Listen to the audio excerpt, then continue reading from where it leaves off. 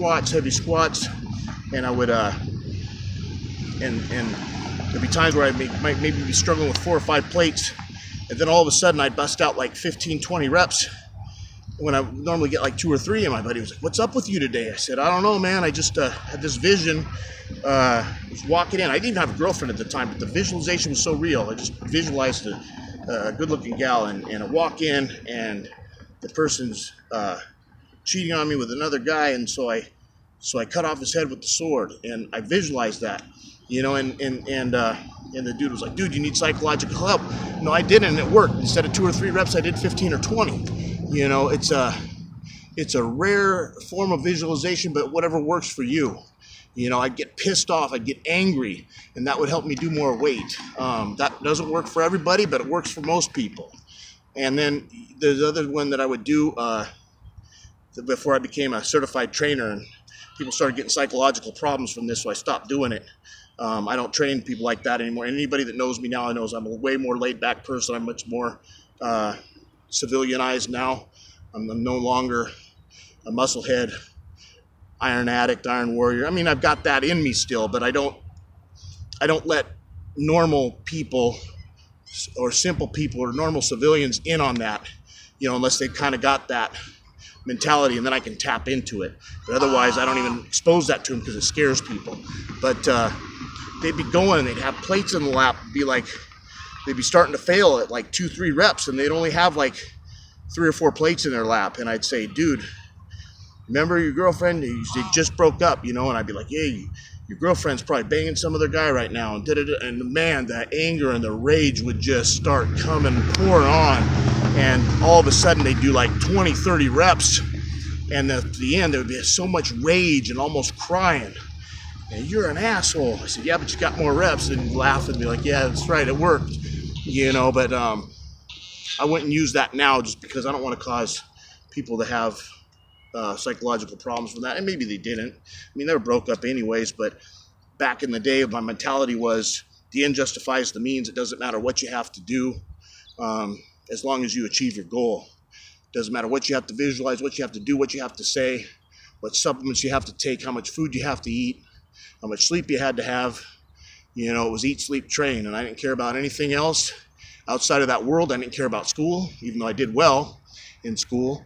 I didn't care about it. I didn't care about school. I didn't care about friends. I was about into making gains, not friends. I took care of my friends. I loved my friends and family, but it was more about getting the gains in the gym. And that's why at one point I got all the way up to 275 pounds on the off season. At one point I was all the way down, of course, a lot less body weight than 275. But I got all the way down to, on the calipers, I was 2.1% body fat, and on the in the underwater weigh in college, I was 1.5% at over 200 pounds. So you got to realize that when you take things to an extreme and you try really hard, you're going to, if you're not going to hit where you want to, which is hitting the stars, you're usually going to land pretty high anyways. One of my mentors say, aim high, because if you aim for the top of the mountain and you don't make it, you're going to get pretty high anyways. You might get halfway up, you might get 3/4 way up, you might make it all the way up there. But if you just aim for the mud puddle and hit, what's the purpose there? What's the purpose of life? Why even try? You know, that's boring. You know, normality is death. There's no reason for it. You know, you want to be beyond normality. You want to be beyond mediocrity. You want to be at a level that other people want to get to, and you inspire other people to do it. And you can help people too when you're in that situation, because people start to see you, and especially if you were a failure at one point, they're going to go, "Wow, you know, this guy, I was better than this guy, and this guy's gotten to heights I haven't got to yet. If this person can do it, I can do it too." And that's huge, because now you're affecting other people, you're changing lives, and that's a good thing. You know, we've all got a date that we were born. We've got a birth date, and then we've got a death date. But what's most important when they look at your tombstone is not the dates. It's the dash between those dates. that is going to be important.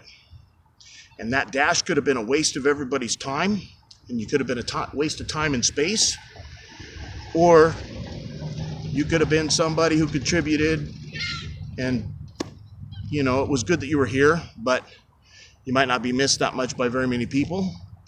Or that dash can mean legacy. And that's what you want, is you want to create a legacy. You've got a lot of pockets of time that you can fill with boring things like watching TV and sleeping and wasting time, drinking, doing drugs, whatever. Or you can use those pockets of time to establish a legacy. The choice is yours. It doesn't matter. And I probably lost like 99.9% of you, because all that stuff probably makes no sense to most people, and they're like, this guy is crazy. He doesn't know what he's talking about. He's talking about cutting people's heads off. Simple people aren't going to understand a word I'm saying. They're not going to understand the verbiage. They're not going to understand the psychology. They're not going to understand the mentality. That's why I hardly ever talk like this, because then people think I'm crazy, and I'm not crazy. I'm just a normal guy, just like everybody else. I just happen to have a little bit more drive and a little bit more focus. And yeah, I'm not as hardcore as I used to be, but when I need to tap into that intensity, I can do it. You know, it's part of being a real life superhero. You know, you go from 108 pounds and then you end up getting up to 21.25-inch arms. You can do some things that you weren't able to do before. You get certain superpowers, and you get certain types of mentality that and superhuman strength and things like that you didn't have when you were a kid, you know. And it just happens that way. Shoot, my son is already 111 pounds, I think, and friggin' he's in 6th grade right now. No, he's in 5th grade. And I was 7th grade, I was 78 pounds, and they had to find a special helmet to fit me because I was too small. And me and Chris Murphy, and they had to find special outfits from Grid Kid frickin' uniform type size, toddler type uniforms, just so we can play football. And that was kind of embarrassing, to be honest.